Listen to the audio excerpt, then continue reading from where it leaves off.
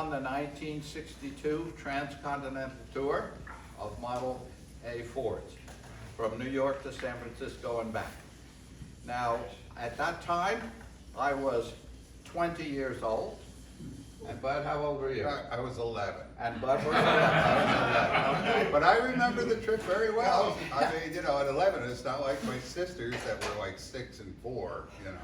So we were young, but we followed in the footsteps of our dads. And this little talk we're giving is for me a tribute to our fathers.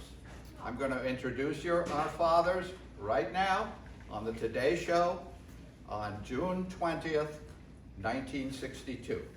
You're going to see the Today Show, June 20th. It came out about 1952, so the Today Show had been around for about 10 years. But you're going to see our dads. Uh-oh, let me just silence the... All right, I hope this all works.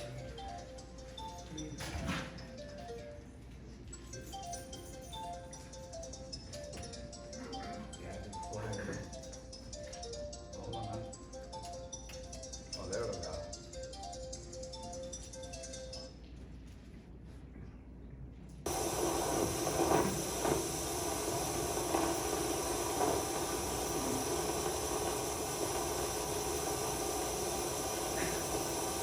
That your set isn't adjusted properly, or that you need a change of glasses. But John's actually, father, Art now we Louis, turn back comes here. to 1930. Those are really, well, that one isn't. There's one. Really, Model A Fords on 49th Street here in Manhattan. And in a few minutes, we'll be going down there for a closer look at them. Right now, we'd like to tell you what it's all about. This is Ed Rossig of the Model A Ford Club of America. And within a matter of minutes, he and his comrades will be taking off on a transcontinental trip from New York to San Francisco. Now, Ed, why are you making this trip? Well, we figured that we could probably prove that a Model A Ford can handle such a trip. We also feel that it's an accomplishment that we've talked about for a long time, and I think it came due that we prove this point. You really think you'll be able to make it, huh? I really think we can. We have great hopes, and I believe that we will. About the history of the Model A Ford clubs in America, what makes the Model A so special? Well, we like to think of it as being special in that it can be a car that's driven places and enjoyed in that manner. Many fellows restore them, and they put them on trailers, and they just use them for show. Well, we do both. We like to have them for show, and we also like to drive them and go places and actually use them for that reason. Are you going to take your family on this trip? Yes, I plan to. My wife, Jane, and my 3 children. My son will drive with me, and my wife, the 2 girls will be in the T-Bird. Well, Ed, you told us earlier that the Model A enthusiast is a breed apart. So let's switch now to 49th Street, Louise King, and we'll talk to some of them. Louise, are you there? Yes, I'm here, Frank, with Art Molino, co-chairman of this tour, and masses and masses of Fords. Art, how long does it take to get to San Francisco? 9 days. 9 days. Is that with fingers crossed? We have to make it in 9 days. We're at a convention in San Francisco. Oh, I see. How many cars are going to start off from here? We have approximately 22 cars from there. 22 cars from different states in the East? Different states in the East, Virginia, New Hampshire, Massachusetts, and upstate New York. Wonderful. Well, let's say hello to some of these people. This is Mr. and Mrs. Zern of New Bernardsville, Pennsylvania. How long have you had this car? About 4 years. To restore it yourself? Partly and partly someone else did. I see. Are you interested in the restoration as well, or would you rather have a new car? I'd rather have a new car. Thank you. That looks like a nice comfy one. Plenty of room in the back. Open Yes, car. a lot. Now, this is Mr. and Mrs. King of Binghamton, New York. No relation. Hi, Mr. Nasty. Morning. How long have you had your car? 5 years now. 5 years. Right. Mrs. King, are you an enthusiast? Oh, certainly. Or are you just humoring your husband? No, not a bit. Looking forward to the trip very much. You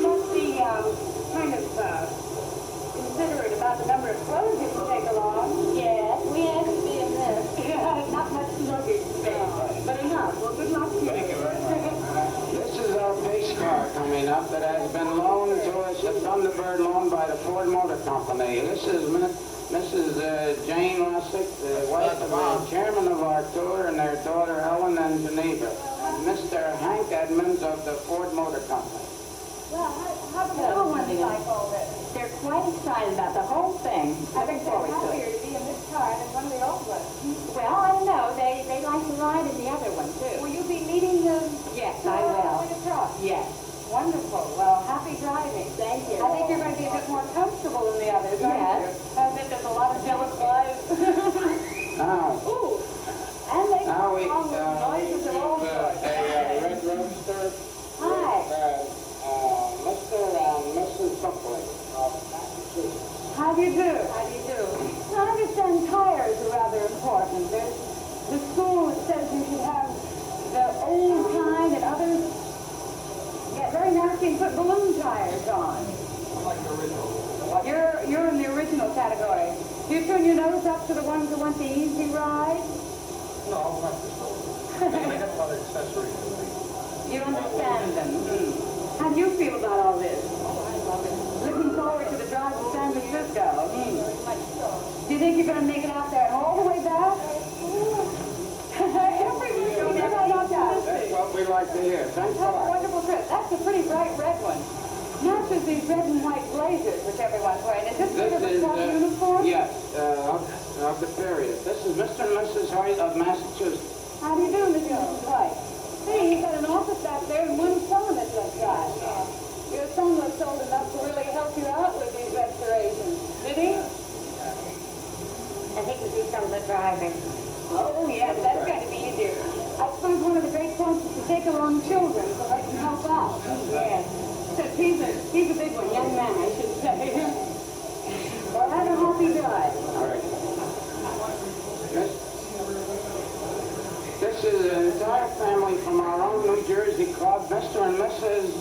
Bill Roma with their son Dave and their daughter Judy. How do you do? Mrs. Roma. How do you do? Hello. Looking forward to the trip. We certainly are.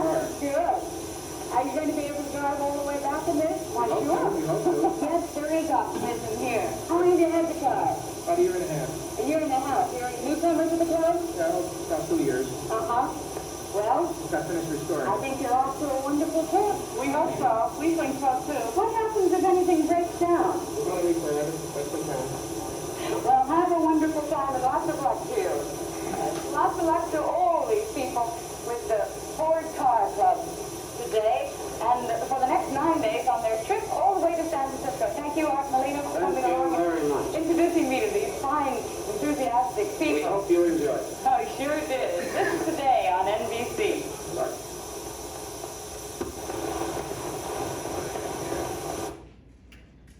Okay, so that was national television in 1962. National television wasn't everywhere. There were lots of local stations.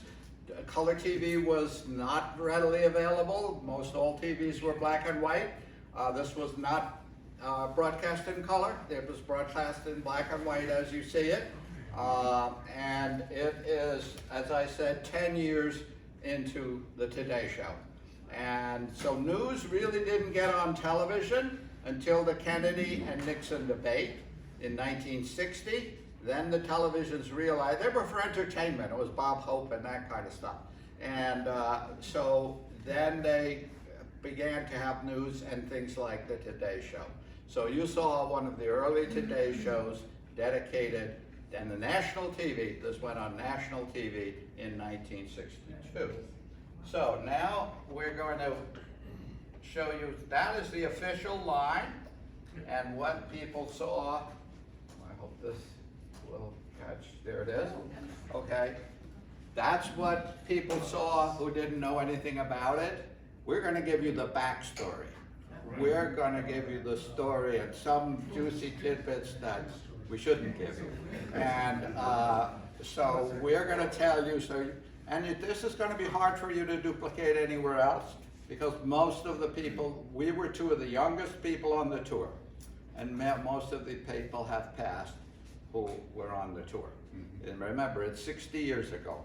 You're living history of 60 years ago. All right, so this is, we're gonna give this presentation here, and preparation. It took a lot of preparation to get a tour like this going.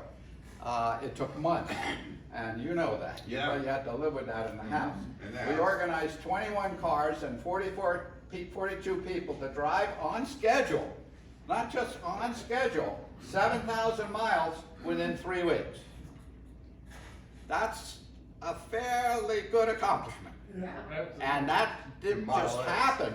In Model A's, that didn't just happen, it was a lot of work to put that together. When you guys put Sully together, and that's a lot of work, well, imagine what this was like. So,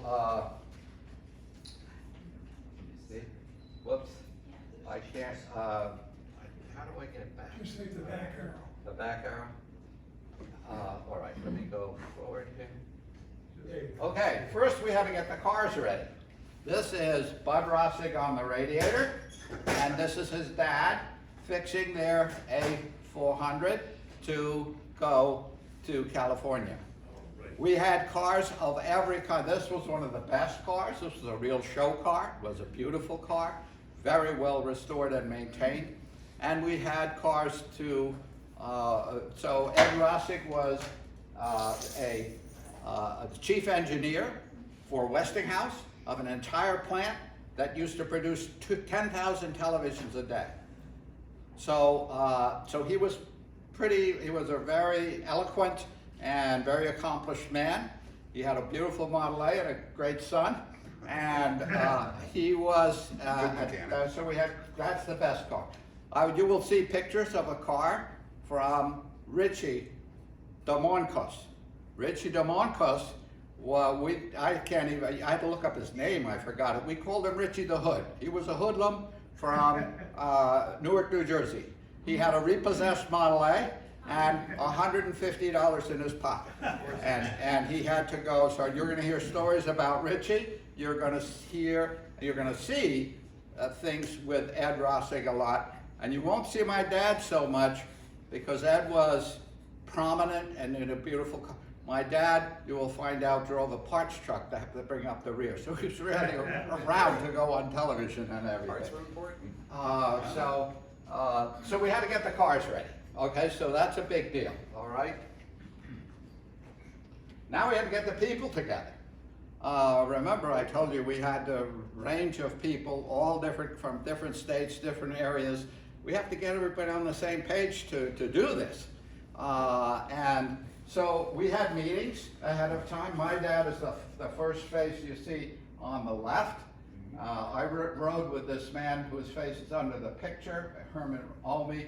This is some of our group that we would meet to plan and get together to do this adventure. We had to come up with an actual route and a schedule and everything like that. So, and I will talk to you about that.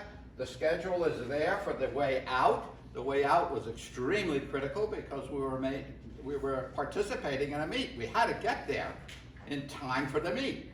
And so there was no question about that. So the mileage was anywhere from around 450 miles a day to 250 miles a day. 450 miles, we had 3 of those legs right after each other. That is a grueling trip in a Model A, 3 days.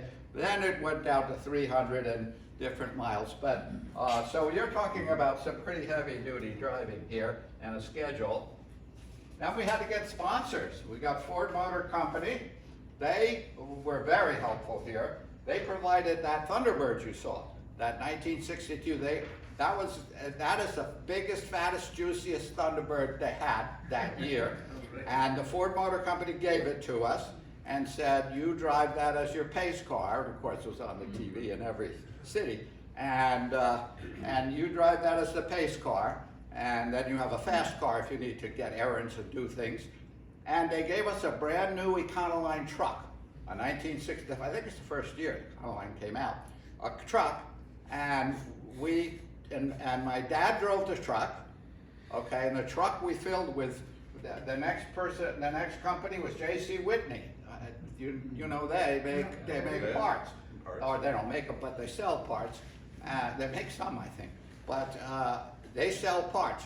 We filled that truck, brand new truck, 0 miles on it. We filled it with $1,300 worth of parts on consignment. That's when a radiator was $20 and a water pump was $4, and so $1,300 was a lot of parts in the truck. And my dad drove the truck. And Westinghouse Electric Corporation, for whom Ed Rossig worked, Bud's dad, gave us radios and communication equipment. And I'll tell you about those on the later, how they worked out. Model A Ford Club of America had special awards for us, and I'll tell you about that later. So these were entities that contributed to make this work. This was the heart of, do you recognize this? This is the basement of our house. Yeah. Yeah. And this was the heartbeat. I have a notebook, I kid you not, it's when you gave it to me, this fat of the correspondence went out of here. Hundreds of letters to hotels, motels, sponsor groups, tire companies, everything imaginable. Months and months of work. This is where it all occurred. This was in the basement of Buddy's On that house. typewriter. Yeah, that's an antique now itself. Smith Corona, I believe. Okay, the departure, New York City, June 20th, 1962, the Today Show. You saw the Today Show, okay? And now we're gonna look at a little bit from the outside. This is, you saw that in the video, there's the Red Thunderbird. You saw some of the cars. We all had these jackets with red and white stripes to identify us. Anybody with that kind of jacket was going on the tour. So you'll see lots of those jackets around. And here they are at the NBC studios. Okay, this is where they filmed for the Today Show. So we had to get there very early in the morning. Notice that the light is just coming out. The Today Show is done, so we had to get there very early to do. They didn't take the minutes. It was live. That was what you saw was live TV. And there it is again, the NBC studios. And so this is some pictures of what you actually experienced. Now this you didn't experience. After that, after we were on national TV, we drove a few blocks. That was 49th Street, this is about 44th. And we drove to the Hotel Astor. That was a big deal hotel at that time. The corner of 44th and Broadway. Broadway extends from 42nd to about 46th or so, or a little, now it extends further up. But that was Broadway. That's right smack in the middle of Broadway, of Times Square. I mean, Times Square, I didn't say, I made it wrong. Times Square extends from 42nd Street to 46th Street. Broadway goes the whole length of Manhattan Island. But, and this is in the middle of Times Square, smack in the middle of Times Square. So the Ford Motor Company rented a big fancy party room, made these banners, put everything up, and they hosted us for a breakfast send-off. But they did it with a lot of publicity. There were television cameras everywhere, every station, and you'll see a little bit of what went on there. It was quite a to-do. They had an actress, Sally Ackerman, who dressed up as a flapper girl, and she was on the television, cranked the cars and did everything. And those are two of our three participants, but actually Hank Edmonds is wearing a jacket. He shouldn't have it. He's from the Ford Company. You'll see he's the one who gave us the cars and the trucks and all that stuff. He was the chief archivist for Ford. That doesn't sound like a great title. I went to his office. It was in the world headquarters. Well, you remember Hank. He earned a coat. Yeah, that's right. They had a formal breakfast for us. Waiter, cater, everything in the Hotel Astor. And here we are, some of us around, there were a bunch of tables. And the third face over from the right is Richie the Hood. That's Richie the Hoodlum. And you'll see him in other, and I'll tell you more about him. One of the colorful characters of our trip. And there were the big shots. There's Ed Rossig, Bud's father. Sally Ackerman, she was an actress, but she played a big role. And Hank Edmonds, who was from Ford Motor and really subsidized us and helped us a lot. And he did not go on the whole tour with us. He popped up at time, he flew out. It was a big shot, and he was in California when we got there. California. But he didn't go on the tour. Okay, here is the outbound trip. These are the places we went. First to Somerset, Pennsylvania, and there we met the mayor, and this happened, I'll give you a scenario that just got repeated and repeated. But this is the first time that I remembered, that I don't know if you remember, buddy, but I was, when, Richie the Hood only had $150. The hotels were about $12, $15 a night. Gas was 25 cents a gallon, or 30 cents a gallon. But still, $150 isn't going to get you far, so he couldn't afford any of the hotels. As you were talking about your cars for Hershey, he took out one of the half of the passenger seat, and he slept in the car. Now, of course, the cars, we were in a caravan of a whole bunch of these cars, and sorry about that, a whole bunch of these cars, so people would come and gawk at the cars and look. And they said, there's someone sleeping in that one. And it was Richie. Richie the Hood was sleeping in his car. And so it was kind of interesting. So, okay. So next we went to, let's see, let me see where we're going. Okay, this was a typical day.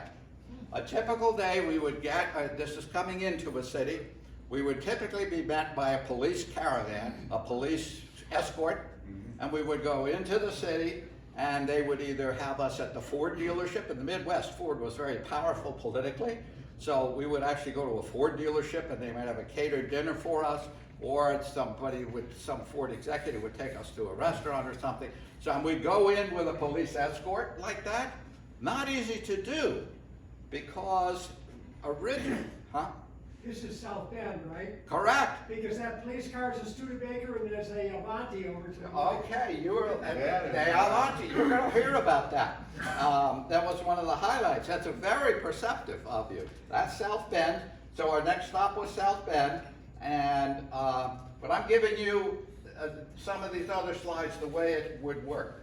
So we would get in. It's difficult to do. Originally, we were going to have small groups of cars. The fastest ones would be in the front. We'd go in small groups of about 5. You can't have 25, 30 cars, across country in one caravan. The trucks have to pass. It would be horrible. It wouldn't work. So we were going to have 5 or 6 groups of cars. That all broke apart, as you recall. The whole scheme broke apart. And they gave us, Ed Rossig and Westinghouse gave us 2-way radios. This was a big deal in 1962. They had CB powerful radios in the lead car, the Thunderbird, and in the truck. So at the ends of our caravan, people knew we were in the know. We all had these little radios that were kind of worthless, because unless you could see the car in front of you, you couldn't talk to anybody. And so, if you recall, the technology wasn't there. We had no cell phones, so you were in the dark. I mean, other than gossip, you didn't know. I mean, the 2 important people knew what was going on, but we didn't know what was going on. And so communications was, so we would straggle into these places, because we're not organized. So the police would have to wait till a sort of critical number got there. Not everybody, but got there. And then we would go into town, and we would, on the way in, we would often have TV interviews. This is a TV camera on the local stations, all the local TV stations. And you can notice the camera in the pickup truck. There was no Wi-Fi and no Bluetooth. They had a wire that went from the pickup truck, and you had to drive very carefully or you would snag the wire. So the big deal was they had a wire going to the camera. And remember that? Yeah. That's how they did it. Well, there is that on the video. I don't know if you got that part of it. With the which? In New York, Uh-huh. there was an interview from car to car. Oh, yeah. That We have that video, but it was too Yeah. hard for me to get. We Okay. don't, you Yeah. would take too long. But what they did do with Ed, and they'd interviewed Bud in that Yeah, one. He right. got up and talked, and he was 11, and he talked in that one. I have a lot of videos I couldn't show you, but they did car interviews. It was tricky with the wire going to the car, and the technology wasn't terrible, but it's nothing like today. They didn't have stabilized cameras, they didn't have anything. So you're learning a lot about TV in this talk. Yeah, there was a wire that went from the truck to the car. Yeah. And the microphone in the car. Mhm. And you had to pace the car, at exactly the same pace, otherwise it would snap. But it never did, it never happened that it snapped. But it was kind of scary, because I was sitting in the back watching all this, but it never happened, but yeah. Okay, they would come to a dinner place, someplace for dinner. There's that Thunderbird. This is, you can see the Thunderbird, the red Thunderbird, notice the color of it. So we would gather, and there would either be a hosted dinner, or as I said, so we would come into town for dinner. And then when dinner is over, for the young people, and I was young, and buddy, I don't know how much you participated in the repairs of all I the was cars. in the pool probably. He was in the pool. So, but the young people in this tour, this was when our day began at like 9 or 10 o'clock. The cars were straggling in that needed work, so they would come in, and there's the parts truck, the Econoline truck, and you see a bunch of young men. You're going to see a lot of us doing this. That we would have to get the parts out and see and fix the cars, all of us. We had a good group of about 10, I was 20, and we had some college students in their early 20s, and we all worked collectively, communally, on any car that came in. And we just worked till it was done. 4 in the morning, I got very little sleep on this, because every night, I'm telling you what, repeated every single night. Because that's what happened. So here's a typical, that's me holding the radiator, by the way. That's Richie the Hood with the flashlight. All of this work, major jobs with flashlights. So we did all this that you do in your late garage, we did it with flashlights. Yeah. And so this happened all the time. Now is a big part of the story. This part we were never supposed to talk about, and we were told not to say anything about it, but I will share it with you. The Thunderbird broke down. The Thunderbird burned up a transmission. Ford we were told never to talk about it. Well, I never saw a company turn itself upside down to get another Thunderbird. For that morning in South, they said, you will have a Thunderbird there, because all the TV shows, the TV cameras were there, and they had to have a Thunderbird. So they turned the company upside down. They said, don't care if you fly it there, drive it there, ship it there, you will have a 62 Thunderbird there in the morning. And this thing, you can see it's already evening when the car limps in. And the company turned it around. They got us a Thunderbird for the morning TV shows. This is our typical pattern, but it's a white one. They couldn't find a red one.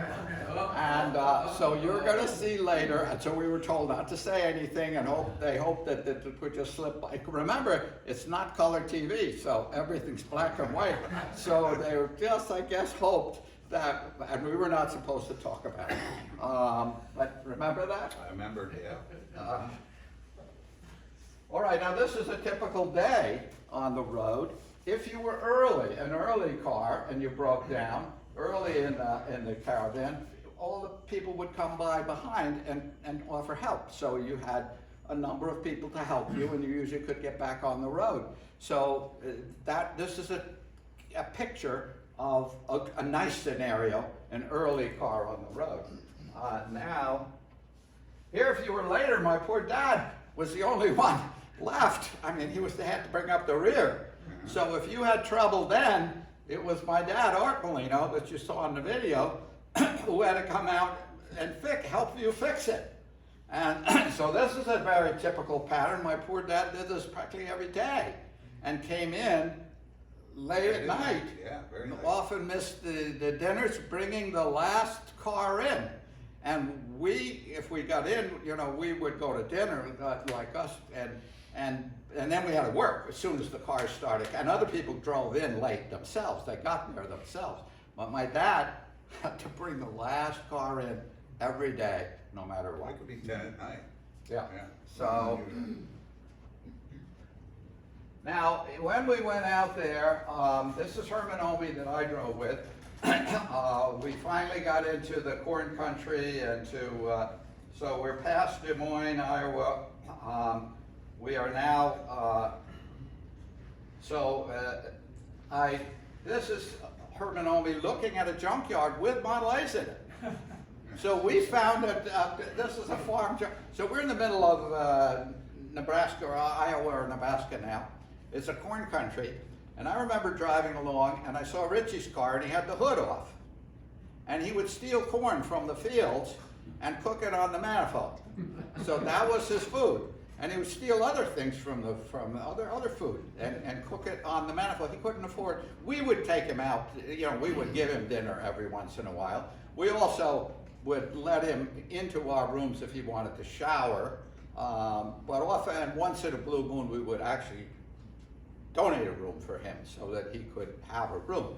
But he ate almost exclusively he couldn't afford the food, so he ate the food that he stole from the fields and cooked it on the manifold. He got to be a very good chef on the manifold. So this is Herman Omi, whom I drove with. Now comes the big accident, the big event and letdown and really a horrible thing for us. I pulled up on this accident about 5 minutes after it happened. I was a little behind this one. And we're heading for North Platte. We're in Nebraska. Nebraska has strong winds, heavy rains and bad weather. And we're in a caravan, you all have experienced this, the big trailer trucks coming by and they cut in fast and the rain and the wind that they create and it's a scary situation and it's happening one after the other after the other. There was a family, a woman and her 3 sons. She was not interviewed in that, but she was in the tour, this shepherd. And remember the shepherd boys. And so they were driving, rain, wind, high wind, trucks to cut in. A truck cut in so early. There was no crash. I mean, it did not strike the car, but the way her description was, it pushed her off the road. I mean, it cut in so early. She was pushed off the road, down that embankment, rolled 2.5 times, okay? And I got on the scene right afterwards, and one boy was thrown out, but he was safe. Well, everybody else was in. The 2 boys and the woman were in the car, 2.5-year-olds, and they were a little cut up, but not really damaged that much. Yeah. And I asked them, what's it like to be in a car that rolls 2.5 times? They said it's like being in a washing machine with no water in it. So anyway, here's the car again. Now what this is a tribute, we did a tribute to the durability of these cars. This is a tribute to the strength of the car, to the integrity of the car itself, that it saved their lives.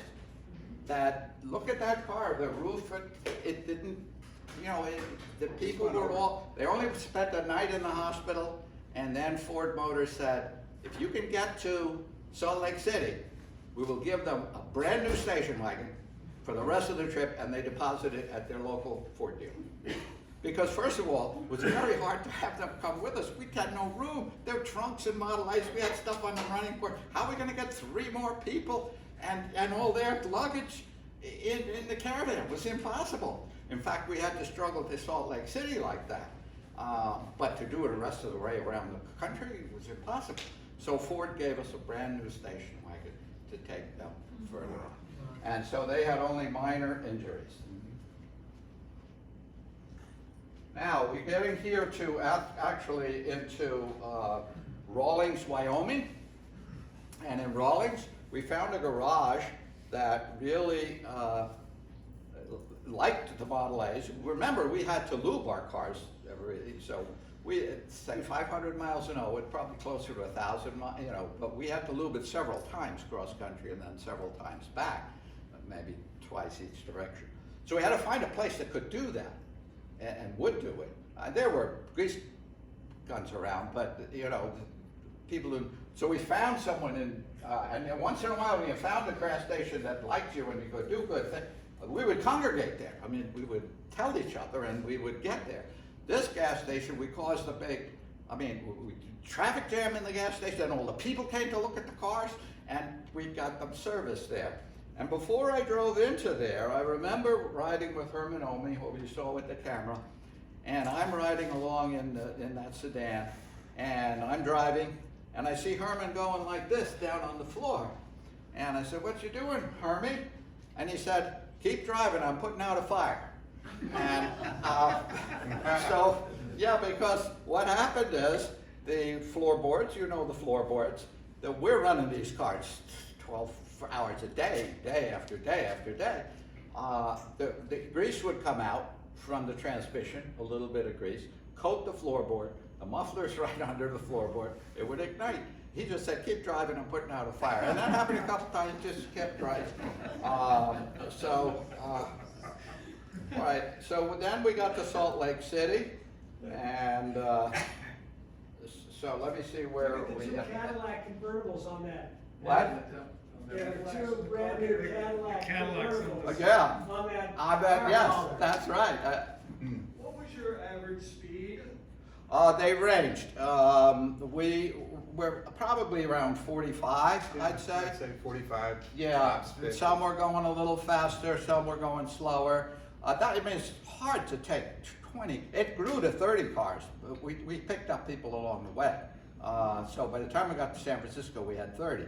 And so it's hard to, it was difficult to keep them all, you know, and keep the track of all of that. The beauty of if you do this again, have a well-equipped and well-communicating device at the front and at the back, and never let anything happen in between.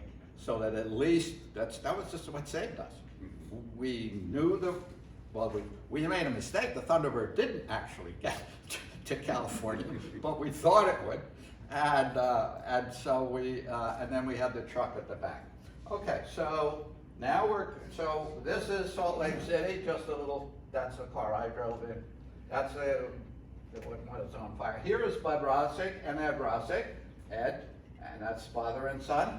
There they are in Elko, Nevada. Okay, beautiful country. Elko, Nevada. Yeah, myself on the left, yeah. Yeah, that's Buddy on the left, and that's Ed Rosick, that's Dad. There are a couple of father and son pictures here because I think it's important. Here we're coming into Reno, and it's 100 degrees. It's really hot. We're driving these cars for 12 hours, and they had a surprise for us. They had a Model A truck. You can't see it, it's in the shadow there. An AA truck, and they put beer on it and water on it and all kinds of drinks for us, and a surprise. It was a sagebrush chat. Before we got into Reno, we had, I gotta go, I'm ahead of myself. We went to Reno, and there we visited the Hurrah Museum, and we were in a lot of publicity, a lot of television, but we had one of our major breakdowns, and this is what I'll tell you what it's like. Happened before we got there. The fan blades, this was a real problem with us. Well, you know, the fan tip on a Model A fan blade, the tip, has the highest angular velocity of any part in a Model A. So it's traveling around at the highest angular velocity. So, and of course, if you don't dynamically balance them, as I hope we all do here, they were dangerous. So they would fly out. And then in this case, one took off, and went right through the radiator, just tore the radiator up. In another case, it went right through the hood, just tore a hole in the hood. That's actually better than tearing up a radiator.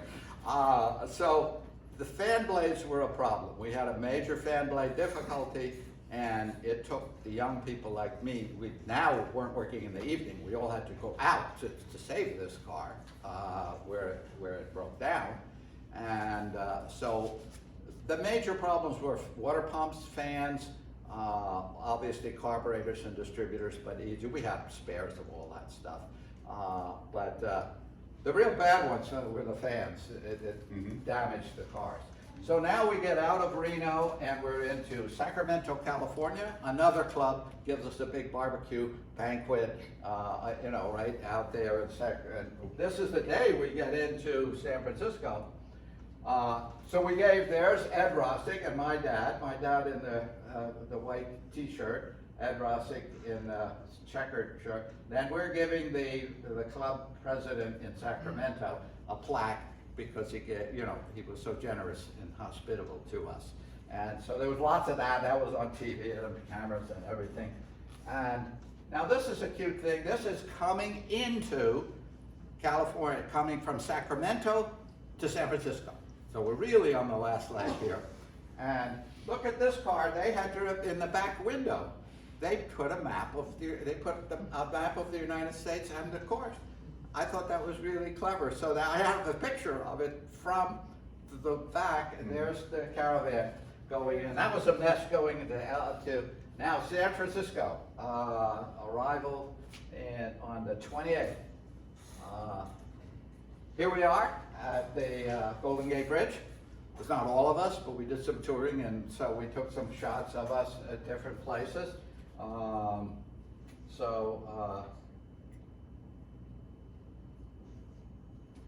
right. There's Alcatraz, and there's my dad and Bud's dad. Are you in that, Bud? I don't think so. No, I'm not in that. And there's a newscaster in the back. So here's Alcatraz. So many of us I had not been to San Francisco before. I was 20 years old. People didn't, unless you had a lot of money, weren't flying on planes. Students weren't flying on planes. So I never went to San Francisco. So we toured. We were very much interested in seeing it. So a lot of this was tours.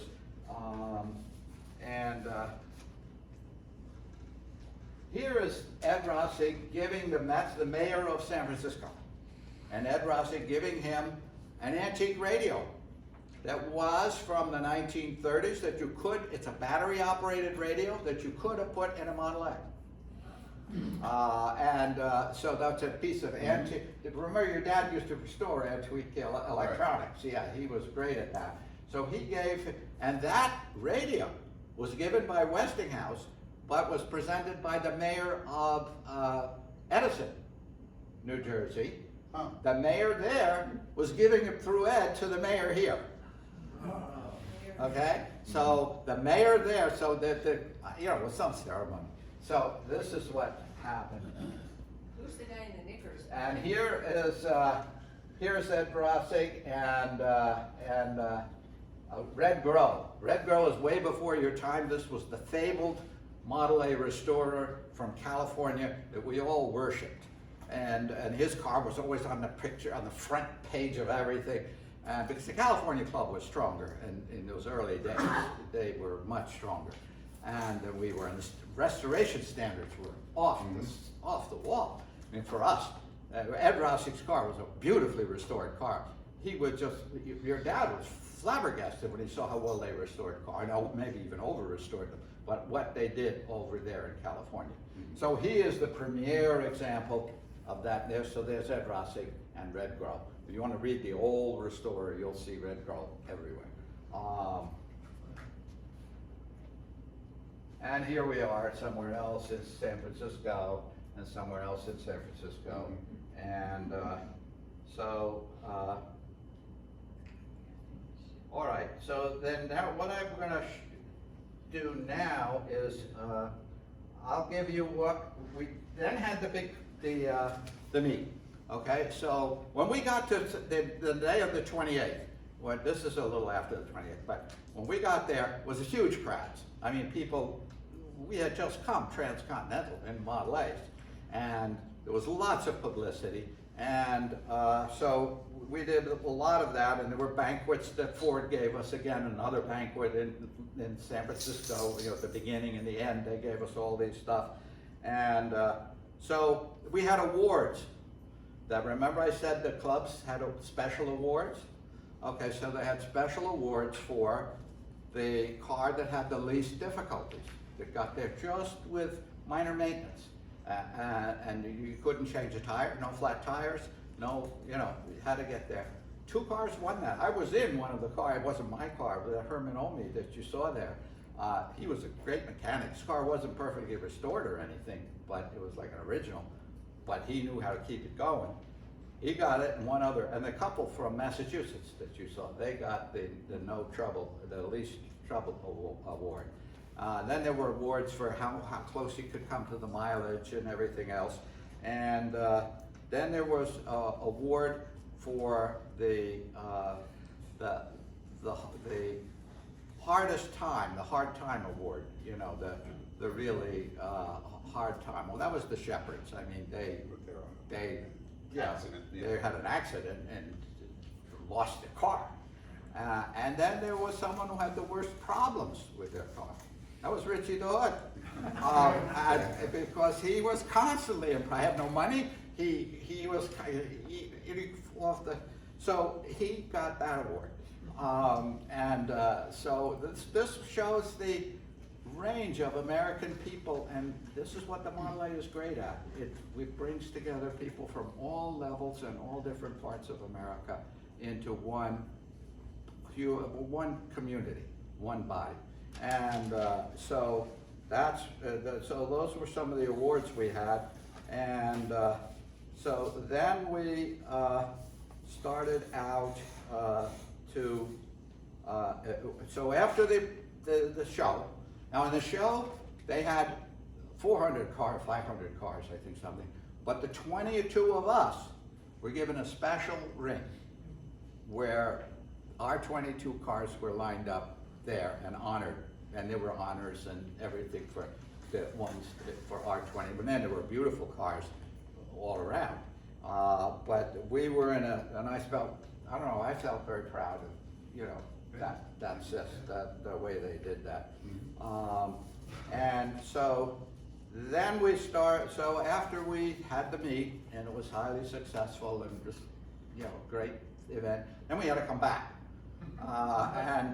So the thing is, we weren't on a strict schedule, but we stuck to a schedule anyway, because you can't have cars going to different motels and at different days and everything, it just won't work. So we essentially were on schedule coming back, but we had a little more lax schedule, no 450-mile days, because it's just too much. So we went coming back, I will show you, and I'll just go very briefly through this. Fresno, California, we went to Yosemite. Yeah, we took side trips. You notice we did very few side trips on the way out. I mean, that was grueling, just go to get there. Here, we had finished the meet, so we took some side trips. We did Yosemite, then we went down to Barstow, and we did Sequoia and Kings Canyon there, you know, with our Model A's, because this is still in California. Then we did Flagstaff. That we had to get up at 4 in the morning over the desert. You will see on the pictures little water bags all over the place. That was for water to keep the car. So we all filled our water bags and we went across the desert, the Mojave Desert, started at 4 a.m. so we could get over in the nighttime before the real heat. Because heat was, as you know, on your Model A's, heat was a problem for us. So then we went to Winslow and we did the Grand Canyon before we came there. We went to Albuquerque, and so in Albuquerque we had and before that before getting into Albuquerque we went to the Painted Desert, and so I'm going to show you some things now. There's the Painted Desert, but look at the Thunderbird. What color is it? That's the white one. Okay, it's the white one. Just don't tell anybody. There's me and my dad at the Painted Desert. You're the tall one? And here's my dad Yeah. with the Yashrunk. Used to be 6'1". So this is my dad in the truck. I thought it was a Parts cute truck, picture. yeah. Yeah, with the parts truck. Here's a nice picture of Model A's and a modern car at the time in the beautiful western country. And here they are on a petrified log from the days when the dinosaurs roamed that area. That log is petrified, but it's from 250 million years ago. And so Ed Russig and Jane are on this end, and the roamers whom you saw are in the middle. You know, you saw them on the video. Now we had a big problem in Albuquerque. We had a guy who burned out his engine. There was no way we froze out his engine, there's no way we could fix it. Now here's where the clubs came in. Fortunately, we knew this in the early afternoon. If this had happened at 10 p.m., forget it. And we didn't ever face, what are we gonna do with the car? Remember, we left with 22, we came into California and out of California with 21. We lost only one. So what are we gonna do? This was really a big problem. And so they decided, well, we'll call local members. Does anyone have a spare engine? They were nice enough to not only give us a spare engine, but let us go to their house where they had all the lifts and all the stuff too. As you can see, it's a swing. It's not a professional engine hoist, but it's a swing that would work. And in those days, that's how we didn't have engine hoists. We did that. And so there's the cadre of young people. Myself you won't see me in this because I'm taking all the pictures, but I was certainly there and you'll see me in the pictures of that are in the other articles.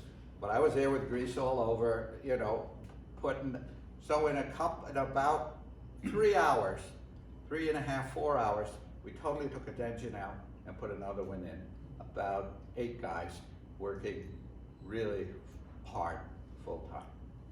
And so we changed an engine there, and so next we go to,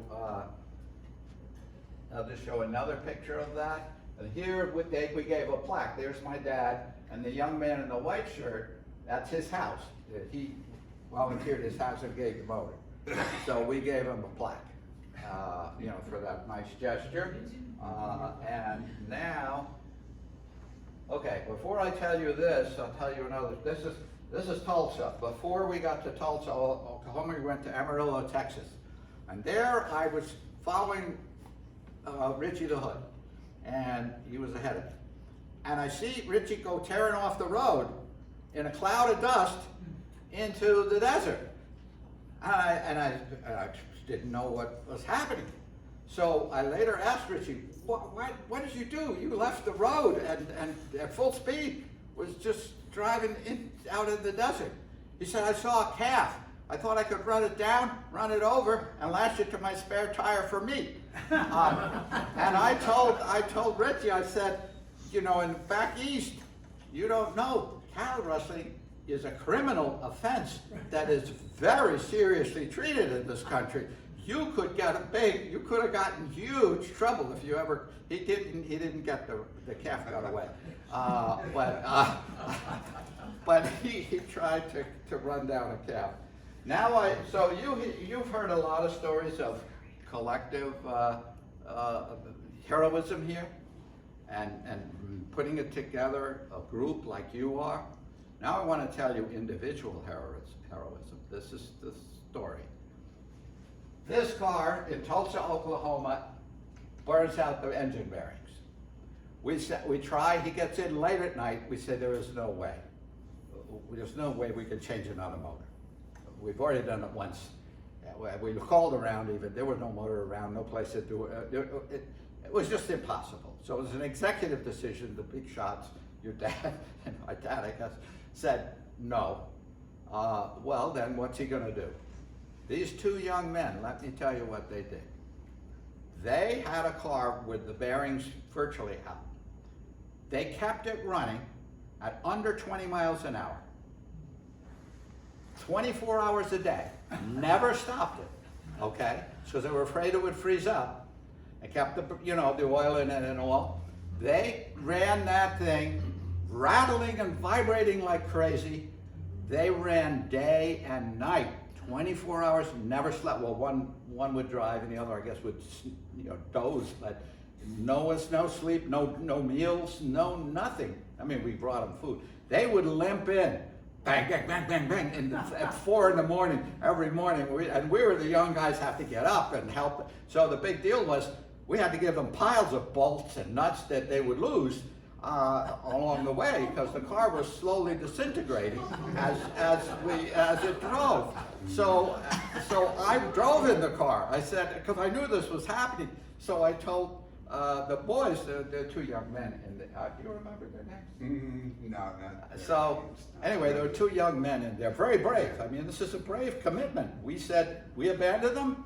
They said, we're going to drive that car just as it is. If you won't fix it, we'll drive it as it is. But we'll drive all night. And I said, well, they were such heroes. I said, can I drive in the car when I passed by it? They said, yeah, when you pass. Because they would come in the middle of the night and then they'd head out, and we'd pass them always in the middle of the day because we're going at decent speed, and they're bang, bang, bang, bang, going along at 20 miles an hour, and or under 20 miles an hour, and just have to go 24 hours a day. So they said, yeah, you can drop off and we'll let you ride. You know, the other guy got out and a nice good ride. So I rode maybe 5 or 10 miles, 5 miles or something.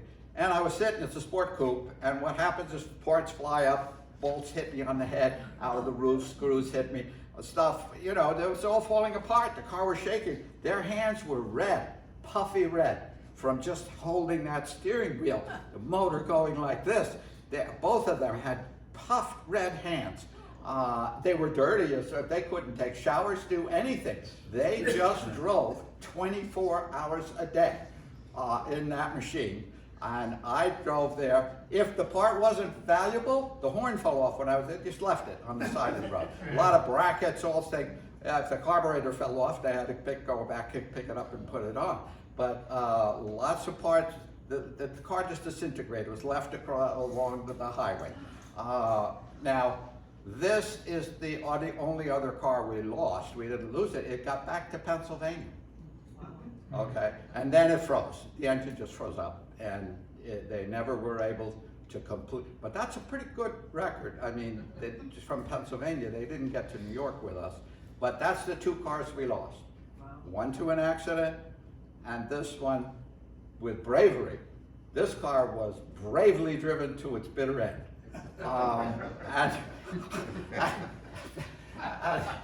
So these are my personal heroes on the tour. So now we're almost finished here. The end of the tour was at Times Square. We all went back to Times Square where we started, and now it is the 13th of July, and we went there. And then my dad worked at the Sloan House YMCA. We had a dinner there, and so that was the end of the tour.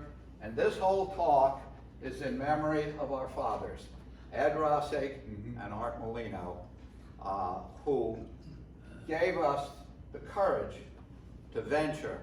This was an adventure. Nobody knew. You heard what they said on television. How many will make it? Will anyone make it? Nobody knew. And those two men, our dads, had the foresight and courage, and they taught us that kind of courage. And this talk is in their memory.